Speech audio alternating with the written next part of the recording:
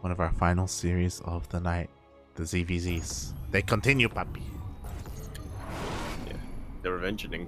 As we kick off our best of 3 lower bracket finals here on Data C. In the top right-hand corner of the map, spotting all the way in the top right-hand corner, we have a red Zerg player coming out from the land of Vietnam. He, of course, is going to be representing the Juggernauts. You might be asking, who is this guy? Why is he going for an extra trick? Who?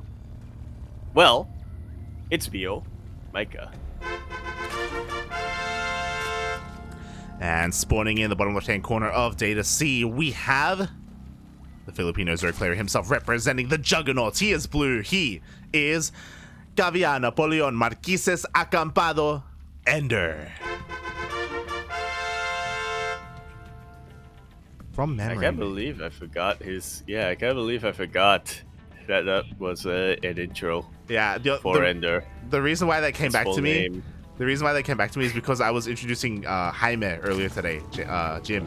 And I did the same Jaime thing. Arturo Duran Silencio. Sí, papi, sí, let's go. Oh my god, the two players with the magnanimous names in StarCraft, and oh boy, here we go. So when these two powers collide, when the 2 points of the Zerg Muta triangle intersect, who knows what happens? The shark's eating good. He's eating good, man. He's eating good. People left and right, they're getting lost in the triangle, mate. They don't know where they are. Yeah. Harstham got lost in the triangle, mate. He did. He got lost at one point in the triangle. Oh, God. But at least he found his way out, and we'll see if we can find our way out. So far, standard openers is what I mean. Sometimes when these two crazy players face, hatch gas pool for both players. Yeah, it's a weird law of the universe. Mm-hmm. It's like they cancel each other out. Oh, yeah. Exactly. 2 negatives make a positive. And, yeah, we'll see what their styles are going to be here. We'll see if, I mean, what I should say is, if you remember our previous series, MeomaikA, every single ZvZ actually avoided the Baling Nest. He was going straight into roaches, as often as he could. I wonder if that was specifically just against Demi, or if that's how he's approaching this matchup in general at the moment. Well, I guess we can find that out over on this map right now.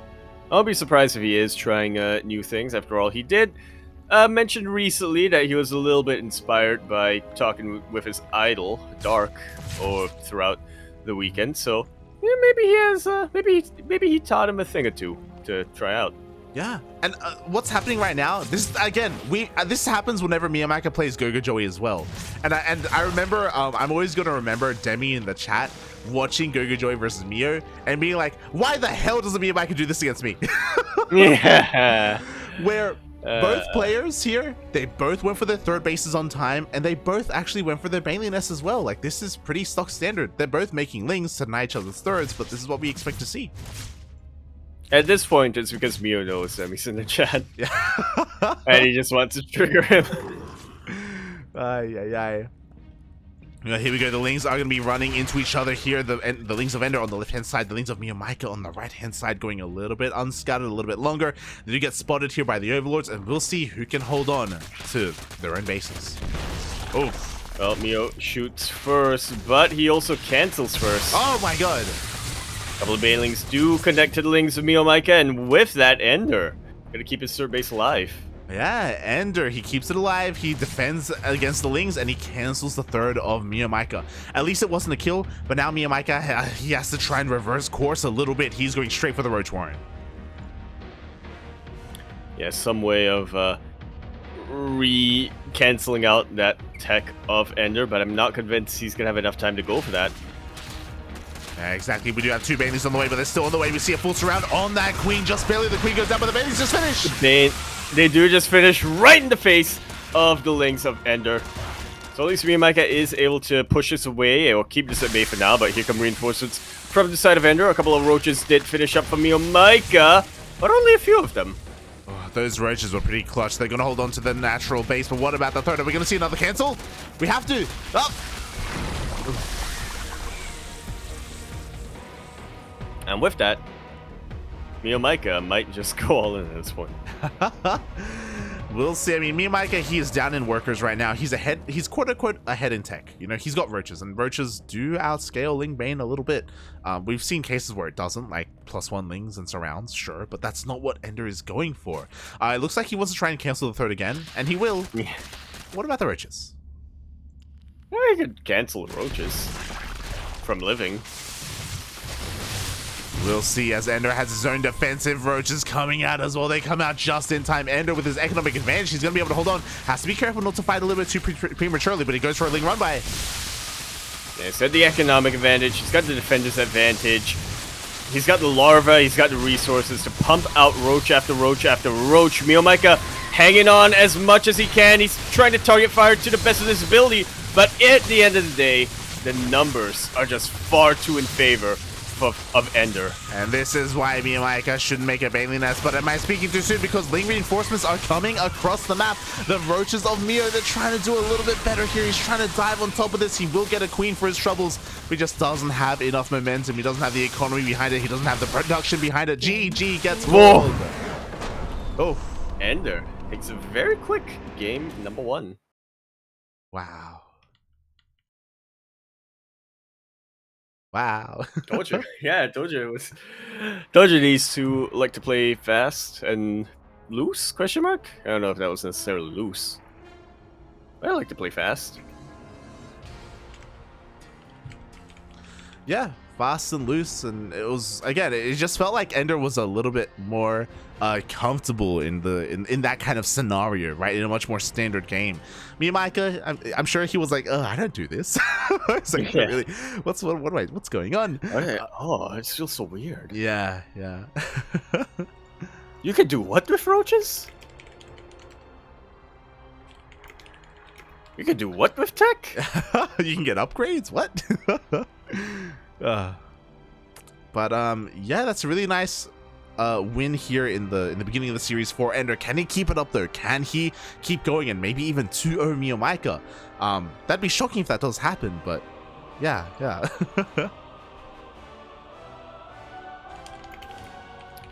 Yeah, I mean, it's definitely been a while since we've seen EnDerr in tip-top form quite a bit, but for the longest time I've always pitted these two kind of against each other. This was... Yeah. There was a point of comparison, way back in the day. I remember I was introduced to the term EnDerr on crack as a way of describing MeomaikA. So of course they were they had two very similar playstyles, very similar skill level as well, but of course EnDerr was the first of the two to win a DreamHack Regional. Mm-hmm. He won the Oceania Regional much longer before MeomaikA, and it was only about a year later when MeomaikA kind of overtook EnDerr in that regard. Yeah, that's an interesting storyline. The fact that MeomaikA is the most recent Oceanic champion, but EnDerr was the first when it came to Southeast Asia, so yeah, like, he deserves some respect as well, right? If there are people who are tuning in relatively recently, they may not be aware as to who EnDerr is. They're like, who is he really? Like, he doesn't play in too many tournaments. He really focuses only on DreamHack, but here he is popping off a little bit more in these qualifiers, and he could even be the one to make it all the way. Yeah, he could be the one flying down.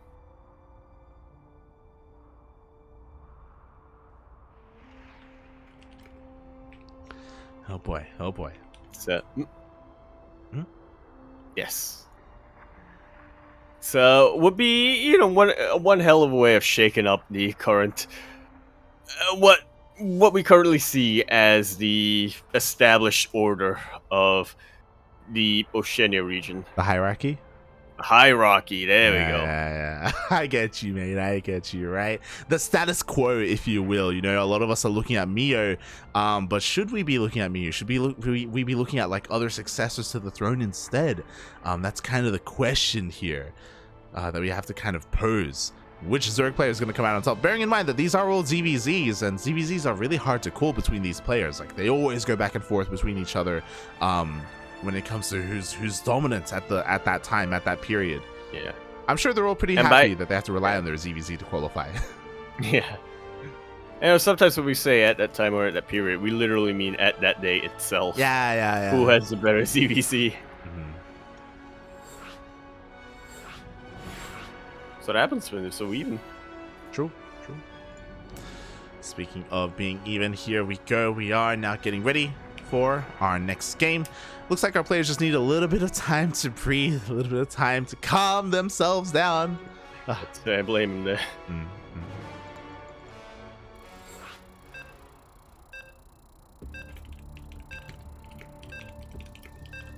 Okay. But the vetoes have... No, wait, the vetoes were done earlier on. I don't want them. The map has been made. No, wait, the map was made like months ago in TSO. The lobby has been made. There we go. And now we're loading in. Tropical Sacrifice is, of course, going to be that map.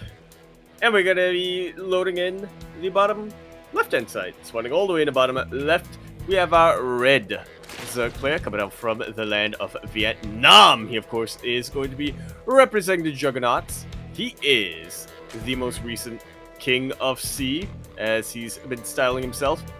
MeomaikA.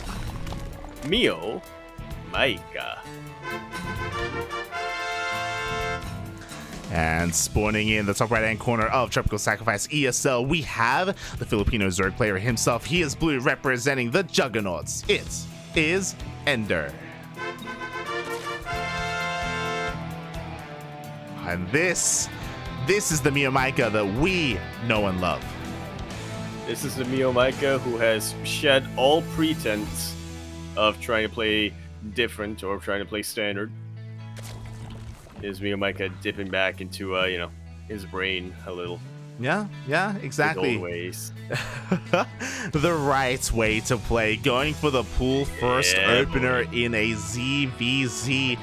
Most likely for Queens. And I wonder if we're going to get the famed Overlord snipe that MeomaikA used to go for last year. Yeah, chase on the Overlord. Sometimes pretty far off a creep. At certain times, but well worth it if you can prevent that scouting from your Zerg opponent. You can supply blocks them a little bit. Oh yeah, and the supply blocks early on matter that much more, as MeomaikA does make 4 lings behind this to be a little bit aggressive across the map, so he's not going to be able to make up his lack of drones, not yet, but we'll see what he can get done. We'll see how good the micro is going to be, and as we were alluding to before, like, we'll see if he can maybe even snipe a stray Overlord. That's what the hope's gonna be. A couple of links already making their way across the map, and of course EnDerr does scout this, but he knows that this is just a scouting pair. Well, 2 scouting pairs of links. Oh boy, yeah, the scouting lings are moving out across the map. And again, they can dive on top of these workers. That's kind of the goal here. Can he get some drone damage? Can he go past the lings here? Immediately, EnDerr does pull his workers away, taking this very seriously. Yeah, he knows that he has a slight economic lead, and he wants to maintain that for as long as he possibly can. Also results in him getting quicker tech. Yes, he was mining that gas a little earlier. Yeah, EnDerr did not pull out. This is a very fast Bailey nest here for him, much faster than normal. So he could be maybe thinking about being aggressive. Likewise, Meo goes straight for a Roach Warren. Much earlier than before. Still interesting that he's not going for Banelings, but he may now that Roach Horn has been scouted. Yeah, very nice scout here by EnDerr. He confirms the tech of MeomaikA as well as the gas count as well as everything else that's going on. Saw that drones were being made at the natural base. So EnDerr knows that, again, he doesn't have to be too defensive. He's just being safe here with his Banelings, even morphing a defensive Baneling as well. Jesus, he's really afraid of what MeomaikA is doing. He's throwing down a safety spine too. This is... Yeah, right. MeomaikA has already gotten the fear in EnDerr. 100%. I do think that MeomaikA has kind of won the mental battle right now, and I hope EnDerr doesn't overcommit to the defense. I hope he does eventually take a third. I'm curious because, the Baneling gets baited out. EnDerr, instead of going for a third, is going for a lair. I'm keeping my eye on the gas geysers right now, like I would... honestly, I think it might be something that kills EnDerr, but you know how everybody feels about 2-base Spire. Everybody loves seeing it. A lot of potential. Everyone loves seeing two base muta as 3 gases have been taken so far. There we go. 4 gases in total. This can only mean one thing, Yaku. Nice work. No. Hydras. Oh my god. Unironically, this could be fast. I mean, some people do go fast Hydras, but this should be 4 mutas. There we go. Spire is thrown down. MeomaikA is now coming across the map with his roaches. He has finished droning. He is just rallying everything across the map. Can he break through and kill EnDerr before the mutas come out? And this is what worried me. Like, EnDerr, if you look at his supply, it's just way far down when it comes to your army supply. He does have a couple of spine crawlers, and that does mitigate that disadvantage a little bit. Even walling off fully. Okay, so EnDerr is making this as safe as can be considering the circumstances. Yeah, exactly. But the Bailey's roll on forward. The wall is no longer at wall. It was a little bit too late. Did not have enough HP. The Bailey's even roll into the mineral line, and he does see the Spire. He sees a Spire, he kills the Spire. Or he's about to. He's about to kill his roaches. Yeah, the roaches get in. They deal a little bit too much damage. Every single queen is going to go down, as well as all these drones. Lings are flooding across the map, and there just isn't enough to defend. GG gets called, and Mio ties up the series 1-1. See what happens when you play how you're meant to play? Yeah. Instead of trying to, instead of trying to be like everyone else. There you go. Oh my god. You love to see it, mate. You love to see it. MeomaikA coming back to his roots and finding a lot of success there. Looking oh so good. Taking this to the ace match. All the way.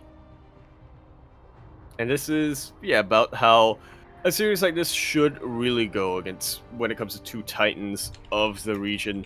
We're going to stretch it all the way, full series, all the way to the ace match in less than 10 minutes. Oh, yeah. The way that ZvZ should be, Yaku. The way it should be. Yeah. The way that I hope it always is. But yeah, with that, now we move on to the ace match. I'm curious as to what the map is going to be, and of course how the players are going to play this out.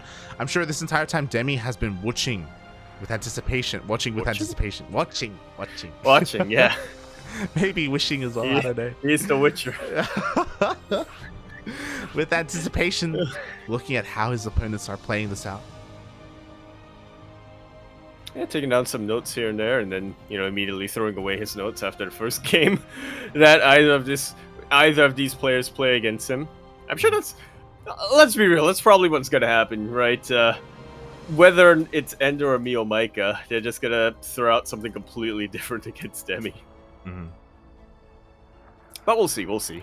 We'll see. You can hear the beeps. The ace match game number 3. We are finally here, Yaku.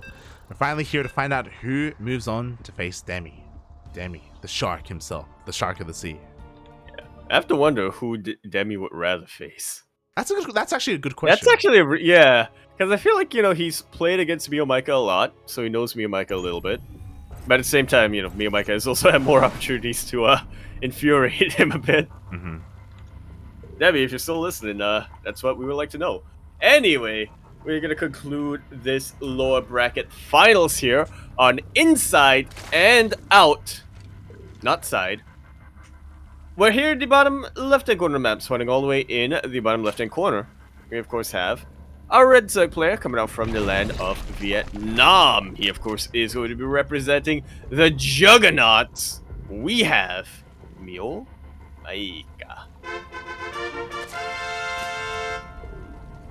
And spawning in the top right-hand corner of Inside and Out ESL, we have the Filipino Zerg player himself. He is blue, also representing the Juggernauts. It is EnDerr.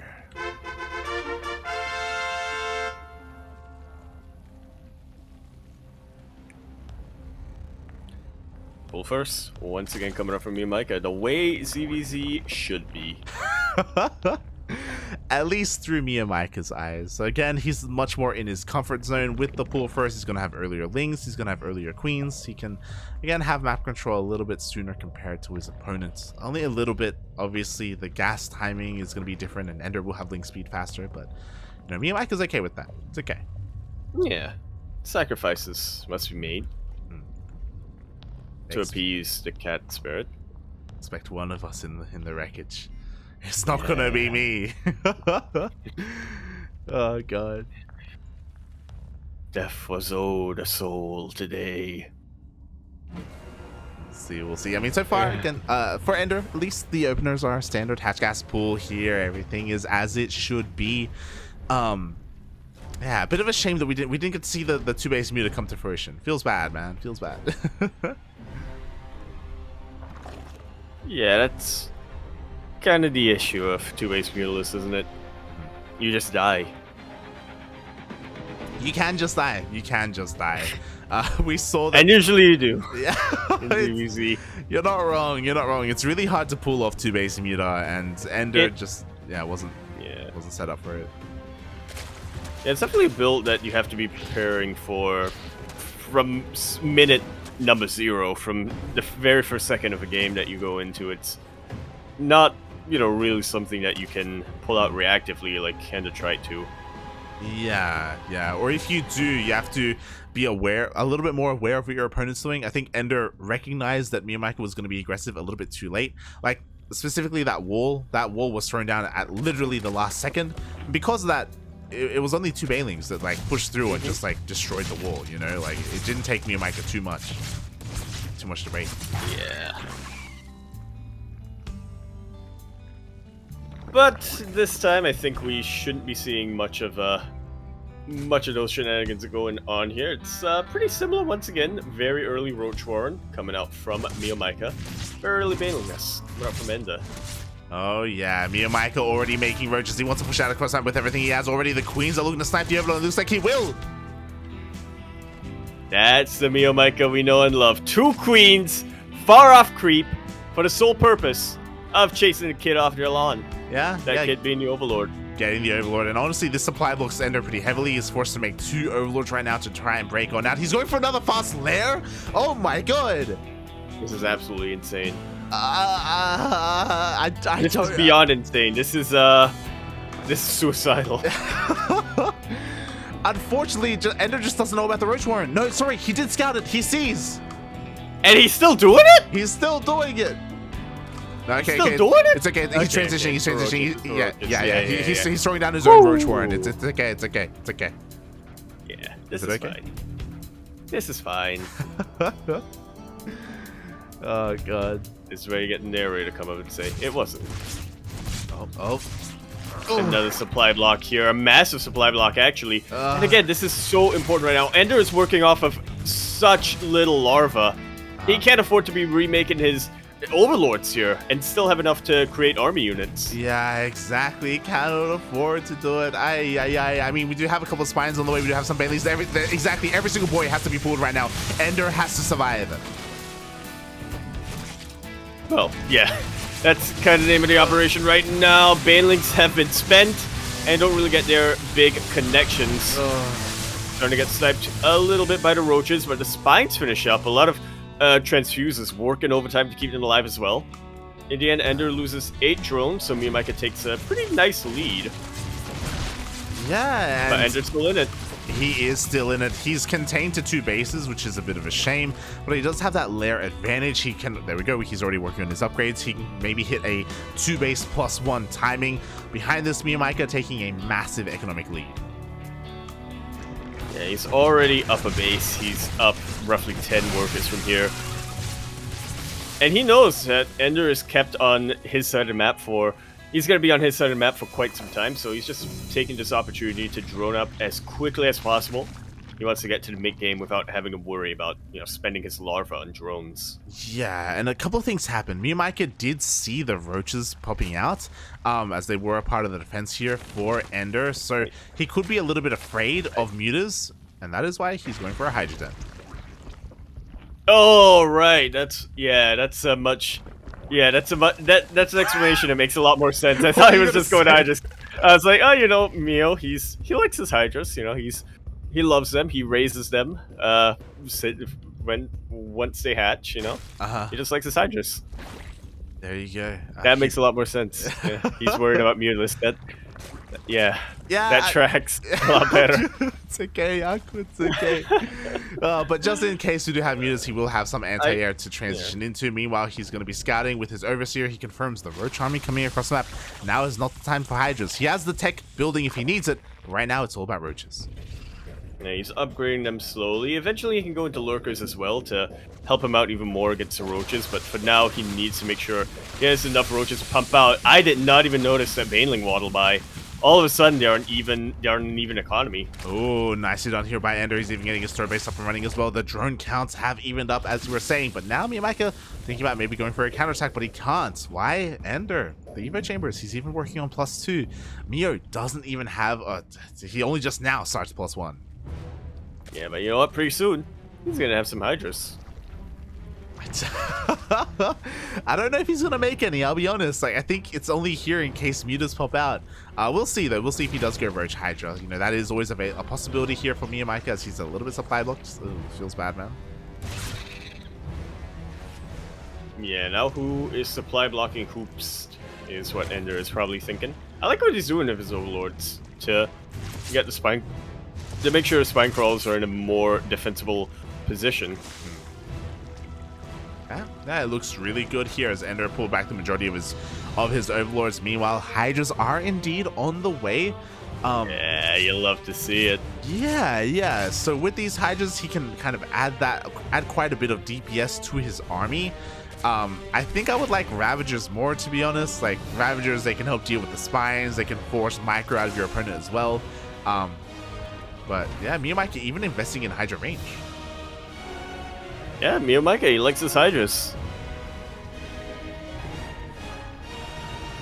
But that may not be a Spire coming up from EnDerr.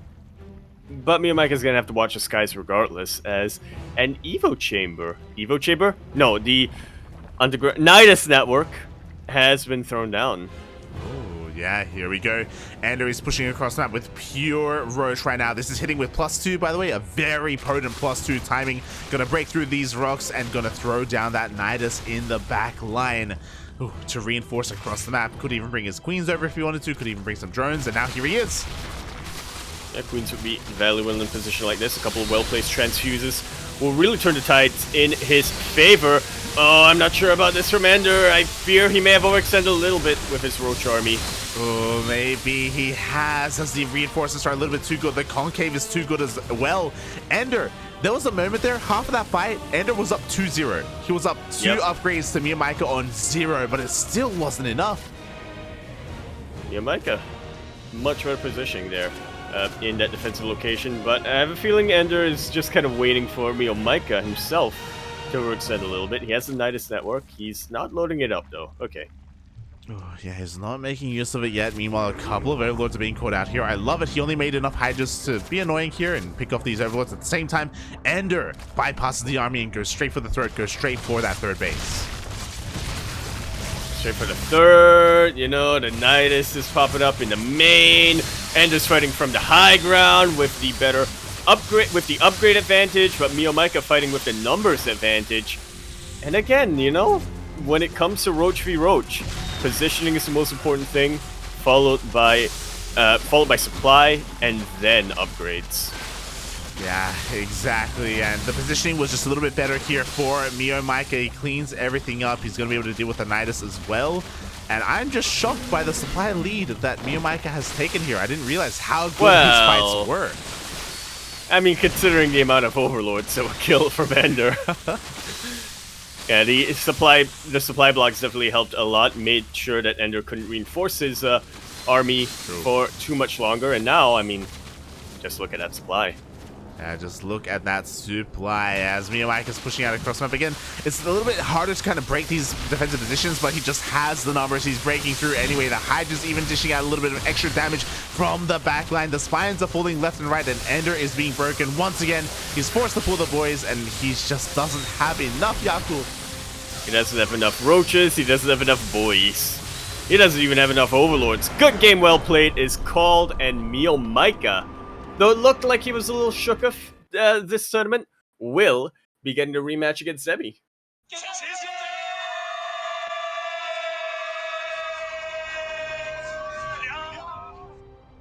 It interrupt, but I know that's for a quick little bio break while you lay down the post game. All good, mate. All good. GG. Well played there by MeomaikA.